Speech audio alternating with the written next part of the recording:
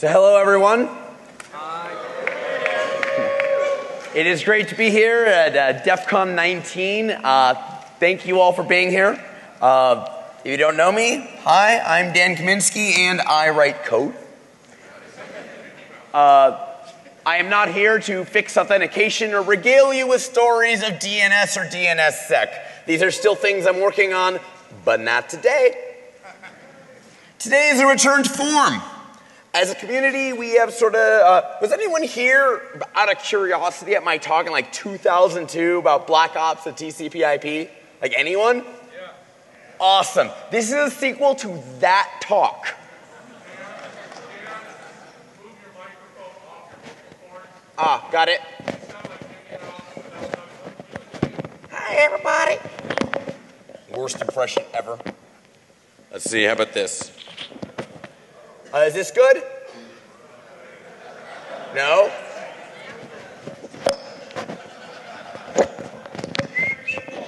Logistics. No. How about this? Does this work? Awesome. Thank you, guys. All right, so we sort of stopped looking at network security, mapping networks, evading firewalls, subverting design assumptions. The various arts of messing with packets kind of been abandoned, and that's sort of a good thing. When you actually look at how systems are broken into, it's the same game every time.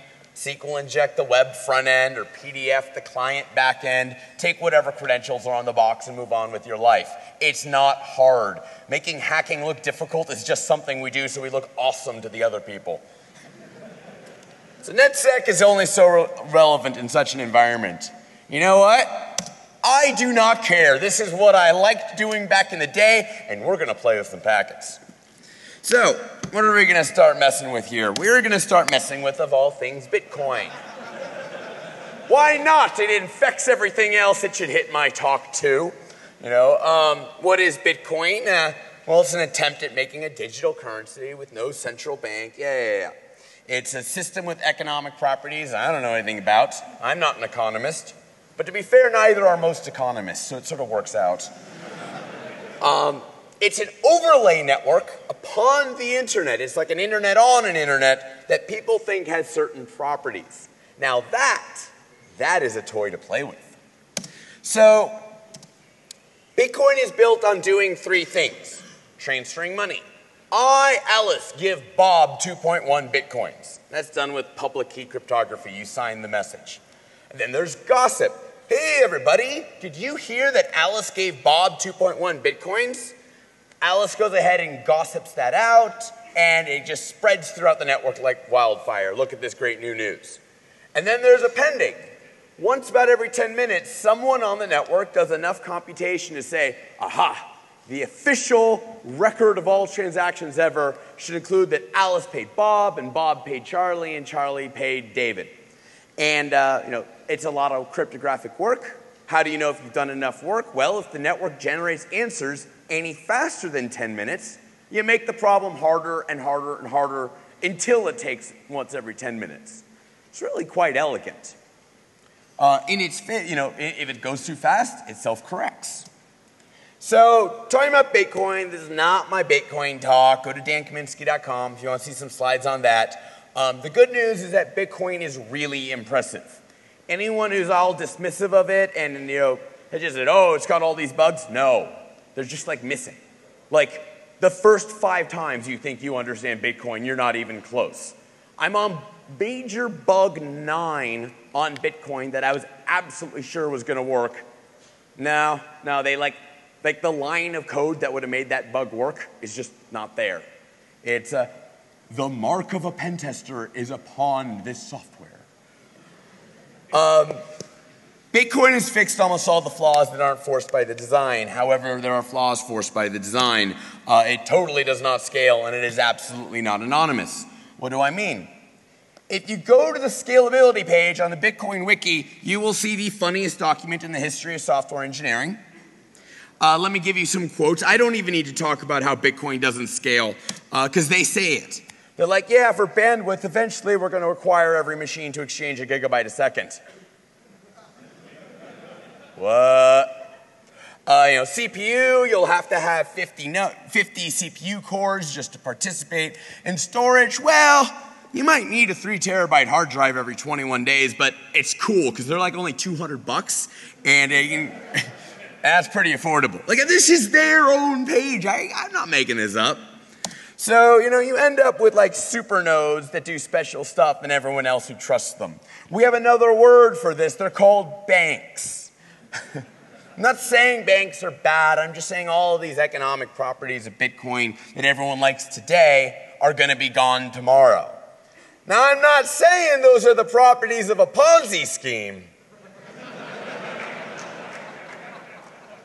I'm just, until we get to this point that Bitcoin completely has to shift over to the banking model, who here knows a very interesting character by the name of Travis Goodspeed? You don't even know how ridiculous this guy is. But he asked me a great question. He said, Dan, could we use Bitcoin as a samizdat service as a way to store information and distribute it? 3 terabytes is an awful lot of data.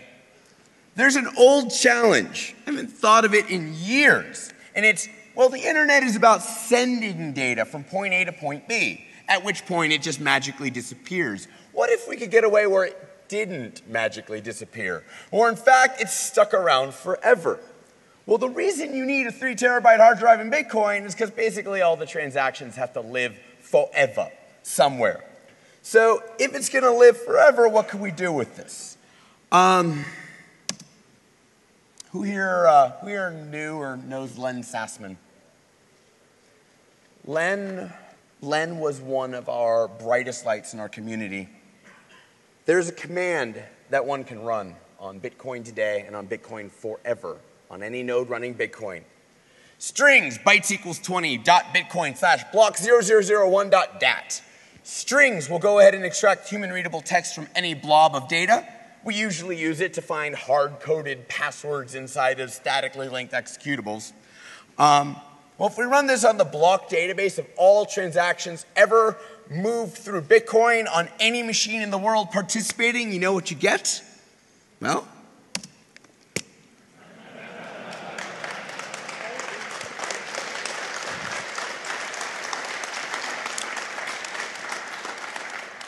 Len was our friend. Len was a brilliant mind, a kind soul, and a devious schemer. He was husband to Meredith. He was brother to Calvin, who is here at his first DEFCON ever.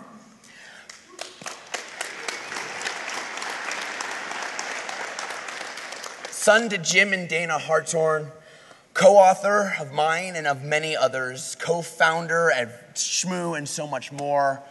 We dedicate this very silly hack to Len, who would have found it absolutely hilarious.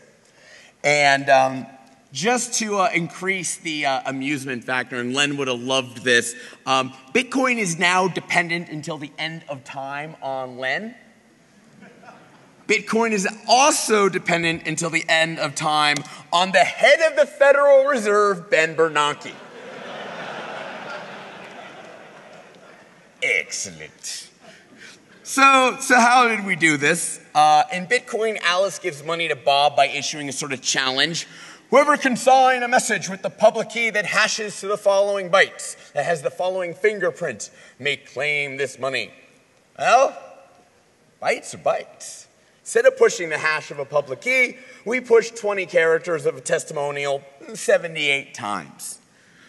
There are consequences to this. It does cost money.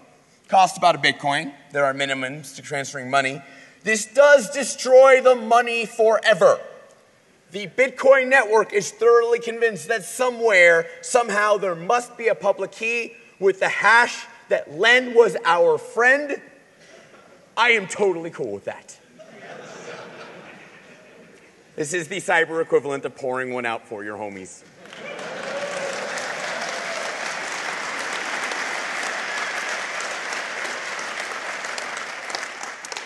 So, can we get higher bandwidth? Bitcoin does let you send money to a public key directly rather than its hash. So that gives you like a 10x increase in bandwidth. But that's not good enough. Bitcoin allows for extra data in a signature. a really beautiful style, too. You see, Bitcoin works with small programs. The program from the receiver says, please put this signature and public key on a stack, pile of data. And the program from the sender is, hey, take the signature and public key off the stack and make sure they're good. Now, if you look at this just from a language perspective, Meredith's research is all about language theoretic security. What if there is extra data that the receiver puts on? I don't know, some video file or something. I don't know why someone crazy would do that. Well, the sender just says, take the signature and public key off the stack. Doesn't say anything about making sure there's not more data. So this just works fine. Now what's funny, this bug shows up all the time in signature checking systems. It's not just the sender of money who can add the extra content. See, a signature can't cover itself. When you sign a document, you don't sign the signature because the signature's not there yet. It's a chicken and egg problem. So you're signing everything but the signature and the extra crap that's been thrown in with the signature. Now, in Bitcoin, eventually the extra crap does become part of the permanent set of data, the so-called block. But there is time between when the transaction is sent and when that thing happens every 10 minutes to merge stuff in. And in that time, it's not just the sender of the money who can add extra data. It's like anyone can add extra data because it's unsigned. Oops. So this is some limited usefulness. If you're some random relay that's gossiping this stuff around, Bitcoin does charge you money, or Bitcoins, per kilobyte of your message. So the random relay can't add all that much. So this limit doesn't count if you're the one adding the extra data, because you can just pay the fee. And it's about, 14 cents per kilobyte to put something on, a 30 million, huge multi-million-dollar Bitcoin thing. Also does not count if you generate the block. So if you're the guy who does the work every 10 minutes, you can go ahead and make everyone in the world store 2 megabytes of data, no problem. So Amy and Travis were talking. Yes, we can totally do the Bitcoin file system. Now what about anonymity? Let's look at blockexplorer.com. This is the big site that tells you what's going on in Bitcoin. When we say anonymity, look, you have a bunch of sources of money and a bunch of destinations. All these sources are the same guy. Also, you get obvious pseudonym linking in Bitcoin. One of these two destinations is all the guys on the left. That's your sort of change when you've paid too much, you need some money back. And you can build these great graphs. I was going to show you some of mine, but Reed and Harrigan actually did a much better job in that recent Bitcoin is not anonymous paper. So they got their pretty pictures. Now the problem is that they got lucky, right? Like the way they got to IP addresses is some jackass shows up on a forum and is like, hi, I'm Bob Jones and my Bitcoin ID is this. Yes, that will in fact de-anonymize you, idiot. Another user, another system, when it gives Bitcoins, it tells the IP of who it gave it to. So they're getting de-anonymization, they're getting pseudonym linking. Those IDs link to each other within Bitcoin. But if you want IP addresses, that's out of band. This audit trail is noisy and deniable. And the authors of this paper know it. Is there another source of data? Well, there are two sources of transaction information in Bitcoin.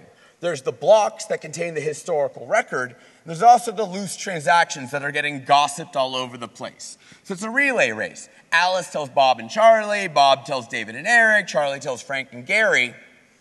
So what you do is you just connect to all the Bitcoin nodes in the world. You're going to say, oh my God, that'd be like 50,000 connections. Yeah, computers are powerful now, it turns out. So when you connect to every node in the world, the first node to inform you of a transaction is the source. He done relay it because he done it. So I wrote some code, which I can't demo for time constraints, called Blitcoin. Does anyone here get that joke, by the way? It does accelerated probing of Bitcoin. So how do you find out who to probe? Well, you can just scan the entire internet on 8333 TCP. You can join the IRC channels. Bitcoin runs like a botnet command and control. So you just have this thing called BitBot. It connects to all the IRC channels, watches a live stream of everyone who's connecting. Or you can just ask every node, hey, what other nodes do you know about? And they'll tell you. They'll give you a map of the network within 30 seconds. Now, the Bitcoin devs want to be very clear. They know Bitcoin is not anonymous, and they wanted me to spread this out, that this is just not a feature they're working on. So don't think it's not intentional. What about Tor? Well, Tor is interesting. Tor will go ahead and hide the IP address for all your outbound connections when the Bitcoin node talks to the rest of the world. But what if the rest of the world is scanning every IP address on the internet looking for who's listening for Bitcoin? Tor doesn't do anything about that. So there's actually a bug file now in Bitcoin to say, when running through Tor, how about we not listen for incoming connections? But unreachable nodes, well, most are just behind NAT, and you can't connect to them, they can only connect out. We already have sort of a super node situation. There's only about 3,000 to 8,000 Bitcoin nodes, maybe 10% to 20% of the nodes in the world that you can go ahead and just arbitrarily connect to. And that's awesome, because now I create another couple hundred incoming only Bitcoin nodes, and the other 50,000 depend on me. So they come to me and they make a direct connection, and now again, the first people who connect to me and tell me of a transaction, I know who they are. So probably only need about a few hundred. Let's talk about unreachable. Many users are behind wireless routers, these little Wi-Fi devices from Linksys, like poor man's firewalls. Now there's a protocol that most of these devices accept called UPnP, and it allows nodes inside your network to say, hey, can you let the outside world in? And there's a protocol that allows you to discover that you can ask for inbound connections. I have to sort of speed through this a little. Well, UPnP opens up firewall holes from the inside to the outside.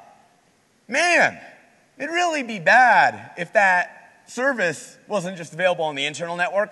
If people on the internet could just say, hey, firewall, can you not be a firewall? God damn it. Hundreds of thousands to millions of these things are out there. Now, of what I just showed you, they're not all fully open. The Microsoft code is great. It actually requires this random identifier that you have to be on the internal network to discover. But every other vendor is just like, well, we have this code, and it's some of the most widely deployed code in the world, and you can reach it from the internet from everywhere, but our budget for this device is like $4. Maybe we aren't number one on the security. So I don't need to go into this, because there's another speaker who found this first. So I just got to refer to him. Daniel Garcia, he's speaking in track 3 today at 5 o'clock. He found that there were open UPnP nodes on the net last year. So now we're starting to collaborate to figure out what the exact number is. Another guy, Dutch, Armine Hemmel, I think I pronounced his name right. He's doing some great work too. He's at upnphacks.org. The one thing to realize, this was found in 2007 and it's still broken. So, yeah, oh, by the way, the other nice thing about home routers, it's not like they patch. Yeah, it's like a worst case scenario. So what about outside the consumer space? Corporate environments. These are less about Bitcoin and UPnP and more about web services and ACLs. And ACLs and access control list. It says, oh, you want to access this resource? You better be coming from this IP address. So, of course, we lie through our teeth. You do what's called IP spoofing. You just pretend to be some IP that the system trusts. You might say, but I thought networks block spoofing. It's like, yeah, they block spoofing from your cable modem. I'm on the core of the internet. It does not give a crap what IP address I claim. The one thing that does care about IP spoofing, though, I have finally found something that the cloud does not do well. If you are running in a virtual node and you want to spoof packets, good luck. You can't do it. The hypervisor will stop you. You'd have to, I don't know, have a hypervisor exploit. No one has those.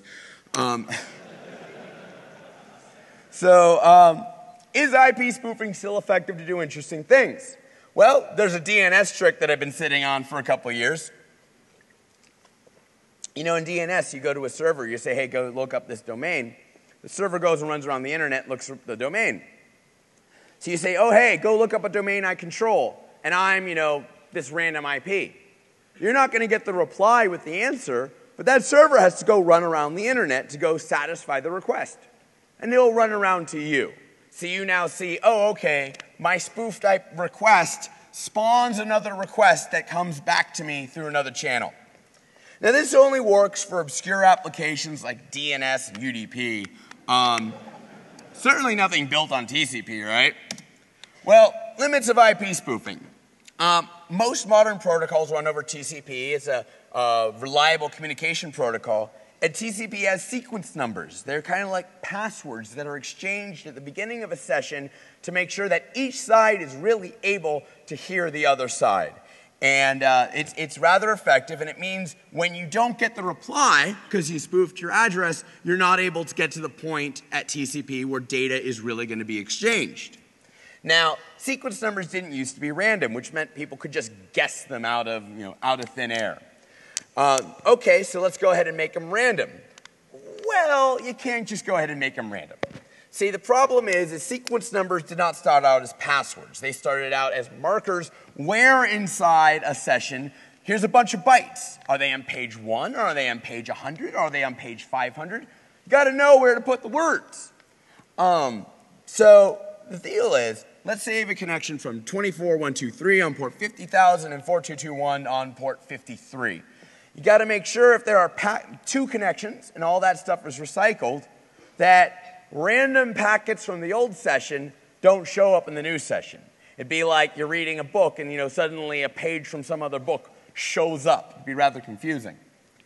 So the game is to have random sequence numbers unless the ID is the same. And then we go sequential. And that's done with a hashing function where you hash all the data with the secret, you get some absolute number, and you add time. So if you have a slight difference in 2345 to 2346, the numbers become much different. But if it's absolutely identical, it becomes sequential with time. Now there's a problem. What if someone just floods us with connection requests? They don't have to remember all the passwords. They just need to flood us with requests, and we need to remember their passwords. So we run out of resources. This is a SYN flood. It's older than dirt. So the solution came from Dan Bernstein. It's called SYN cookies. And basically what is sent out to the requester is a challenge. If you can read this challenge, if you can respond, all right, I'll go ahead and I'll store some memory. And there's 24 bits of security there. Okay, 24 bits, that's 2 to the 24 is 16 million. It takes about 8 million packets to go ahead, if SYN cookies are enabled, and guess what the cookie would be. And it might actually be a little less. So DJB knew this, right? It's like no matter what you do, the attacker will succeed in a connection forgery after millions of random ACK packets. Well, there's something that's changed in 1999 to 2011. Networks are really fast. Sending 8 million packets, not that big a deal. When you have a spoofed acknowledgement, you can also throw a bunch of data in there. You can throw a web services payload. So if you have a web, like an Apache server, and it's behind an access control list that says only connections from IP I trust, every 8 million packets, he's going to get a fake packet from an IP it trusts, and it's going to be received and get to do whatever it wants.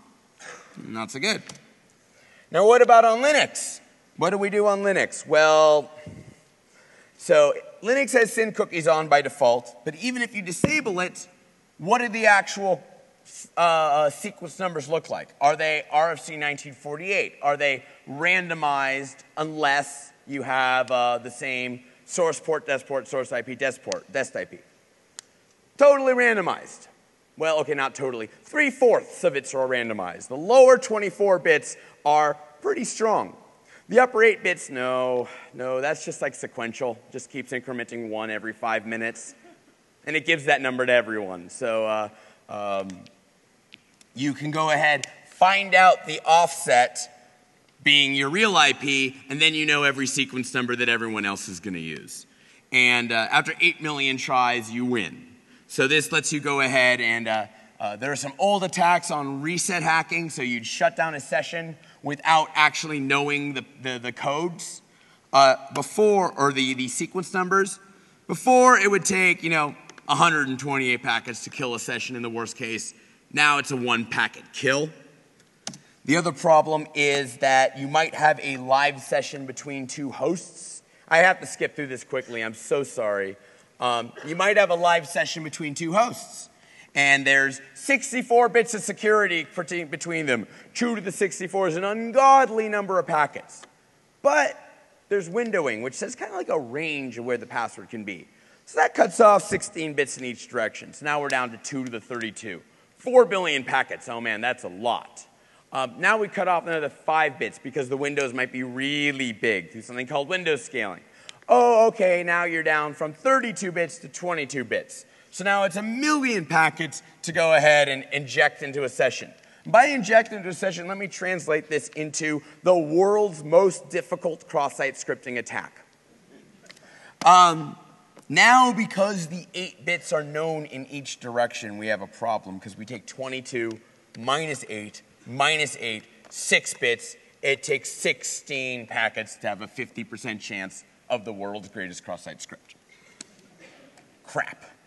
Now, that does get a little harder because there's port randomization, but, the port randomization adds at most 13 bits, so it's still only 250,000 packets. That may not even happen with port randomization if you have a client that's forcibly setting its ports, which actually happens with DNS and BGP.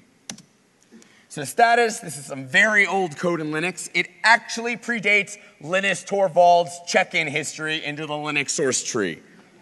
So this bug's been there since the late 90s. They're figuring out right now the right fix that won't cause even more problems. There's a ton of fixes you could do that would make just things even worse. So digression. Let me check my time here, make sure I'm not going to go over. All right. RFC 1948 is an interesting construction.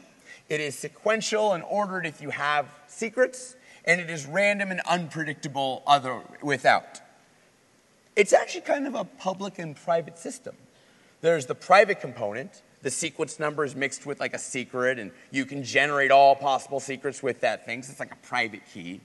And then there's a public component. I give you one of the generated values, and if you can see it on the network, you can communicate for that one session as that one IP using that one set of connection identifiers, which are ports.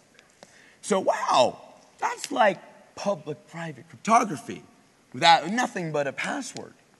Clearly, this is impossible. It's only possible here because we're at the intersection of network security and cryptography. You guys know what public-private cryptography is? Just as a quick example, a photo of my face can be a public key. And my actual face is a private key. It's very easy for people to identify me from a photo. It's very hard for them to, mash their face into, being my face. So it's all about asymmetry. Now, I want to be clear here. What I'm about to tell you is a terrible idea. However, nowhere does it say on the DEFCON sign-up form that everything you say must be a good idea. In fact, not usually the case. But passwords are a bad idea. They're constantly being lost and forgotten and stolen. They're responsible for 50% of compromises. They increasingly look like elite speak. It's not helping. But let's ignore all that for a moment. Assume we're stuck with them. How do we use a password to log into a system without that system learning our password? Well, people say, oh, well, you idiots. You should be hashing the data in your database. That's nice. The web app is still receiving the password in plain text. The attacker just modifies the web app to send the plain text to them. So it doesn't help. Next thing, we challenge you to mix your password with this particular hash. And then we'll never have to send the plain text password on the wire. This is a thing called digest or NTLM. Well, the problem is, if you're hashing the plain text password with some random value, they got to do that too. So they got to store the plain text password or some password equivalent version. There are things where you say, we require knowledge of the password to complete this complicated asymmetric crypto magic foo. Speak does this, and SRP does this. It requires the client and server to run some really obscure code, and good luck getting that code deployed. What are we going to do? Is it possible, not advisable, but is it possible to build a system where the client only remembers a password, but the server stores nothing but a straight up public key and deploys no other magic code except the standard challenge to make sure the client has the matching private key derived unilaterally from the password? In other words, can we construct a cryptographic key pair using nothing but a password? So here's a question, and if you can answer it, we're going to go get a drink after. What vulnerability impacted all asymmetric crypto systems, be they RSA, DSA, or ECC? Anyone? There you go. We'll grab some tequila. Let's check it out. Debian bug was basically a situation where every time the cryptographic key generator went to get random numbers, got the same random numbers. So all asymmetric crypto systems use entropy as follows. They grab random bits and they permute them until those bits are roughly a private key they can get a public key from. Predictable entropy means predictable key pairs no matter what the algorithm is. So what if we said it wasn't a bug? What if we turned the Debian bug into a feature? Cryptography is all about constructions. We have hash functions that make fingerprints of data. We have stream functions, stream ciphers that give us a stream of data. We have block ciphers that take data and a key and mix them all together. You can actually turn any of those into any of the others. Well, we also know how to take a password and construct an everlasting stream of pseudo-random number generators from random numbers from it. This is predictable entropy. We can even make this stream of predictable entropy in such a way that it's both time-hard, meaning it takes a whole bunch of CPU to find out what the stream should be from the password, and memory-hard, which means it takes a whole bunch of memory that, I don't know, a GPU really can't do on a per block basis. So, screw you, Elcomsoft. So this is a great algorithm called scrypt that does this. So what if you make the output of a password-seeded PRNG the input to an asymmetric key generator? You end up with 2048-bit RSA keys that have a trapdoor in the form of a human memorable password. This is not theoretical. I actually went ahead and wrote this. And the way it's written is just awful, terrible idea. God, I love it. So check it out. In normal key generation, if I run SSH keygen 3 times, I'm going to get 3 different keys. But now we're going to run a little piece of code that I call Fidelius. And Fidelius is saying, LD preload Fidelius.so, password of hi grandma. My grandmother comes to my Black Hat talk every year. It's great. She brings cookies.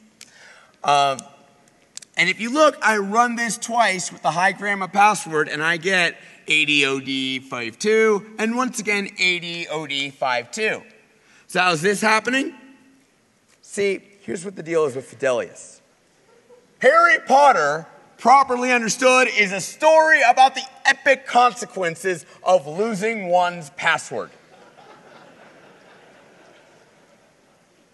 Fidelius is how passwords fail in the Harry Potter universe. And if you don't get the reference, go find, Dumbledore.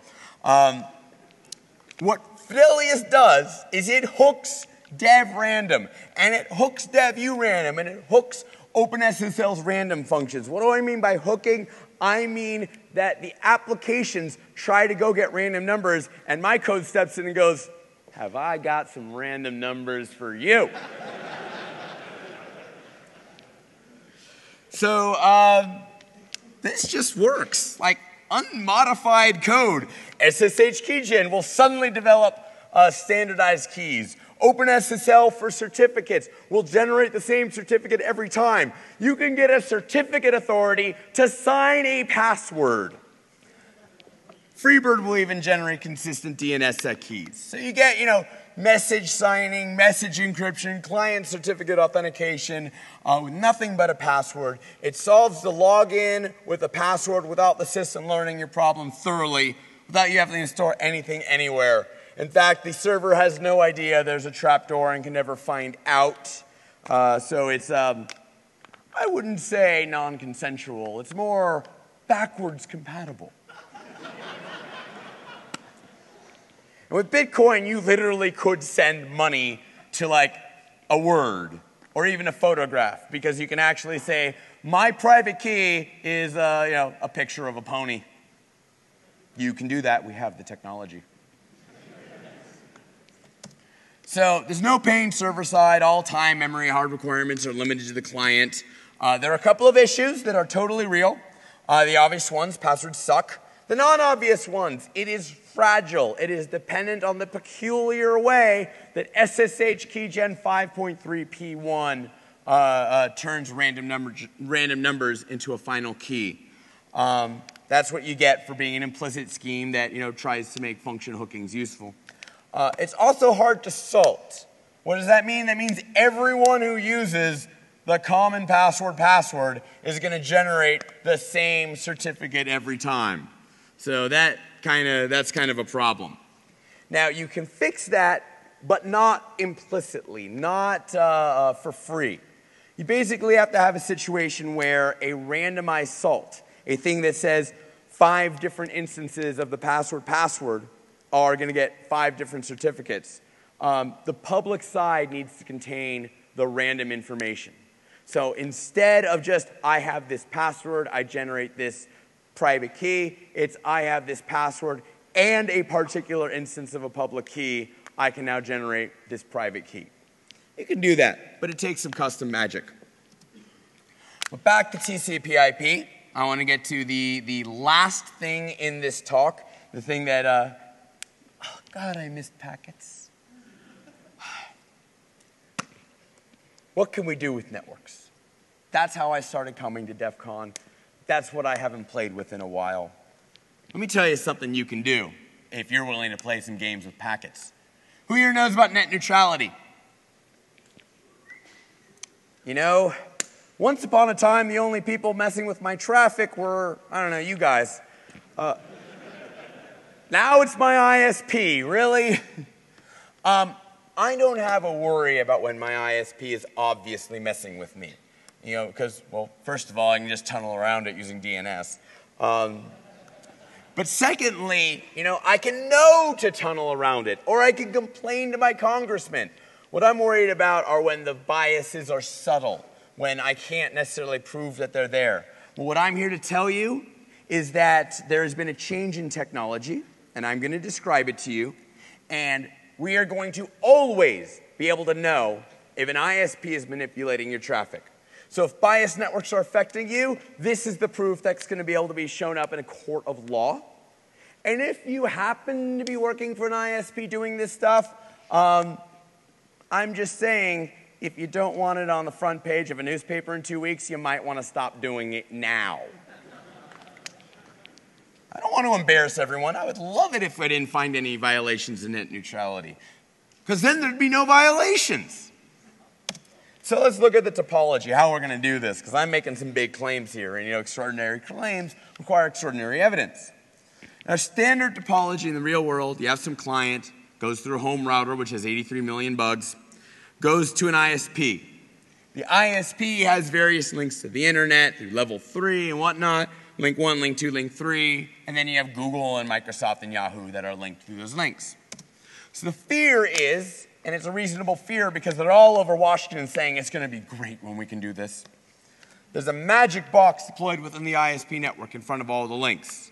The box matches packets to policies, applies different rules to different packets. It can be stateless, do I not like this packet? Or it can be stateful. This packet rolls with a bad crew of packets. It's part of a flow. Do I not like the flow?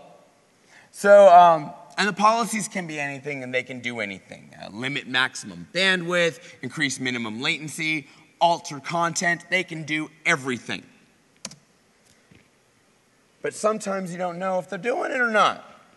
Let's say Bing.com was 50 milliseconds slower than Google.com. Is this because of the ISP?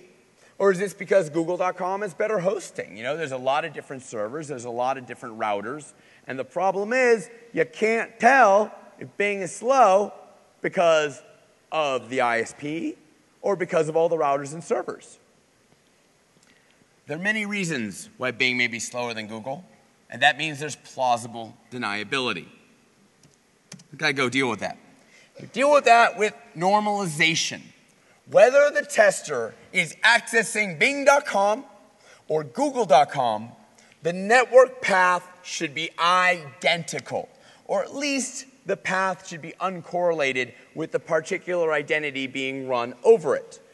That way, any changes would be the result not of the path, but of policy at the collection point, which is the ISP. So simple normalization. HTTP. Let's say all we're looking at is websites. There are absolutely policies out there today that say if you see an HTTP connection and there's a host header that says Bing.com, go mess with it. Slow it down by 50 milliseconds, why don't you? This is super easy to detect. Just put up a server at some IP address somewhere that will be, I don't know, like a proxy or something. It'll respond for all web requests, no matter if it's for Bing or Google or whatnot. Now you have a consistent server with a consistent path back to the client. If packets from the proxy, oh, wait a second, you don't have to write any code because it's just a proxy server, it's just Squid. If traffic from the same Squid server is faster when it seems to come from Google than when it seems to come from Bing, you have just discovered a biased network. Very simple. There's a problem.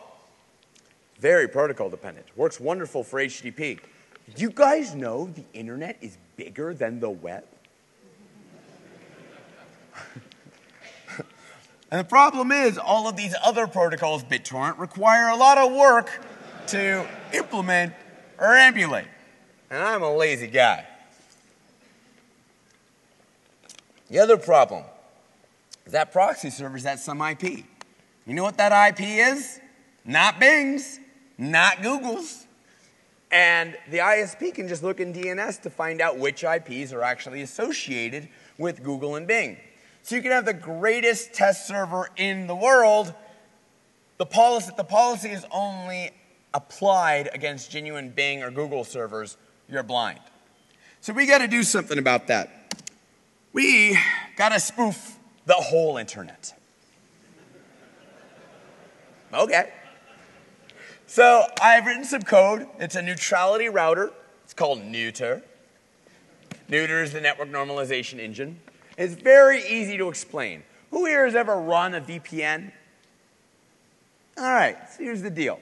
You got a VPN, you're sitting in some Starbucks, but where you really want your networking to be from is, I don't know, the home office or the home or somewhere in EC2. Anywhere where, wherever you're at can't see what you're doing and, there's all this access stuff. You just want to operate from the other network. So traffic is put in a VPN. Traffic is pushed from a client to a broker. An IP address at the broker or VPN concentrator, it goes ahead and talks to Bing. It goes ahead and talks to Google. And they respond back to the broker. Hey, now the broker's got all the packets. It's all the same source. So you have a normalized server. And then when it sends traffic back to the client, it always comes from the broker. So you got a normalized path. It happens to be, because it's encrypted, that the ISP doesn't see anything, and so no policies are applied. Well, that's a bug, and we're going to fix that with Neuter. See, with Neuter, when the server talks to the client, okay, we're just going to go ahead and send that in the clear. In fact, we're going to spoof the IP addresses of the real Google or the real Bing, so it looks like Google and Bing are talking straight to the client. Why do you do that? We want the ISP to see the return traffic. We want the ISP to apply the policies that they only would normally do for Google and Bing, and we want them to mess with us too. Why? Because then we bust their policies. And it works.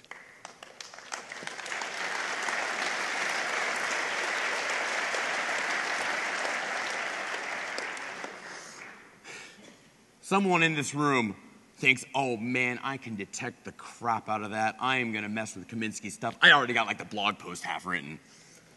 Oh, but the rabbit hole goes so deep.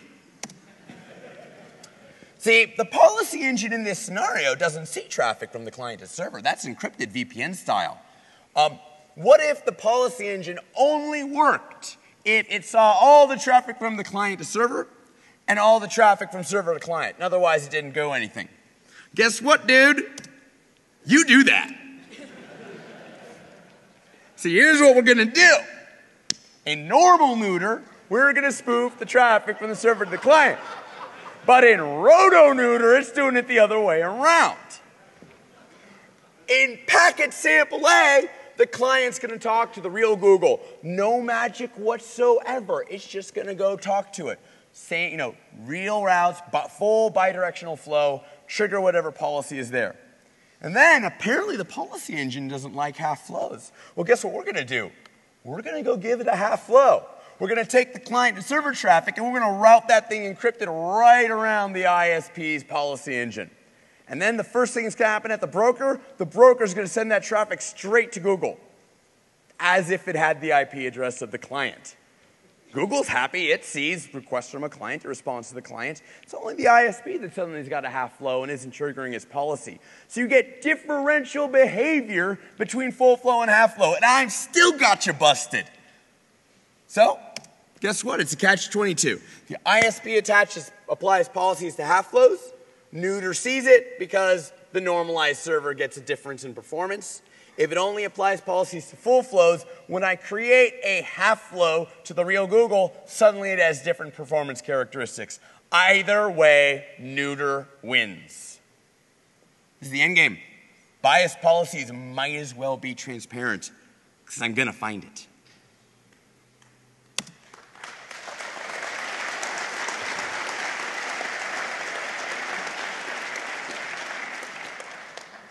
Now, I think I might go over by 2, but no more than 2. Suppose you really want the ISP to see bidirectional traffic. You don't want this, weird catch-22 I just said. Well, you'd want to do this because it's definitely going to trigger all the policies.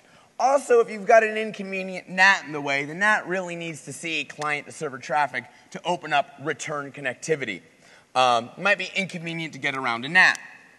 Now, the disadvantage is, if an ISP is seeing client-to-server traffic, if a NAT router is seeing client-to-server traffic, the server sees the client-to-server traffic too, and it might reply, interfere, complain, etc. So what are the tricks we can do now? Well, we can play with TCP checksums. The client can tunnel valid traffic to the broker, and can also send packets with invalid checksums to the server. So it'll get past the NAT, and it'll get past the ISP, and it'll arrive at the server. Server's like, this thing is corrupt, I'm going to ignore it. That actually kind of works. The problem is the policy engine might actually do TCP checksum validation. And the NAT might go ahead and fix the sums. There's been a problem with that. But we got another catch-22 because we get differential behavior when the policy engine sees packets with bad checksums. So once again, it's like, oh, I see a full flow, but it's got half checksums. I'm going to change policy. Gotcha. So, that's nice. Strategy 2 of 3 is low TTL. When you send traffic on a network, this is from my 2002 talk, you can control how far it goes. So you can say, I want this traffic to get past my NAT, and I want this traffic to get past my ISP, but not so much with getting to the real server. Could you stop along the way? You can do that. We have the technique. So the advantage, it's legitimate traffic. The disadvantage, the policy can locate low TTL and alter behavior. That's great, actually, in the catch-22, because now not only do we identify the policy engine, but we know which hop it's at. Nice. But okay, let's talk about utter packet trickery. The silent splice. You see, normally, according to the TCP specification, if you ever get a TCP packet that doesn't look right, you are supposed to either acknowledge it or send a reset to stop that guy from talking to you. So you're always supposed to reply. Well, the thing is, There's a lot of servers out there that have the right stack, but they got firewalls in front of them. The firewall's like, I see something that looks even remotely bad, I'm going to hide in a little corner and not say anything. I have use for this behavior. So what I'm going to do is I'm going to have the real client do a three-way handshake with the server. So it's going to go and have a real session, and the NAT's going to see it, the ISP's going to see it, and even Google's going to see it. And you know what Google's going to see next? The broker's going to send a reset, and it's going to shut that thing down hard at the server side. Client's still open. Client's expecting server to say something any minute now. Server doesn't want anything to do with client now. So now the broker shows up and says, hey, server, why don't you set up a connection with me? So broker sets up a connection with the server, gets it all nice and good, and then the broker just goes ahead and splices his connection into the connection that has been originally set up at the client. And now, client sends server traffic, server ignores it, server spoofs, or broker spoofs the server back to the client accepts it, packets go out, packets go in, you can't explain it.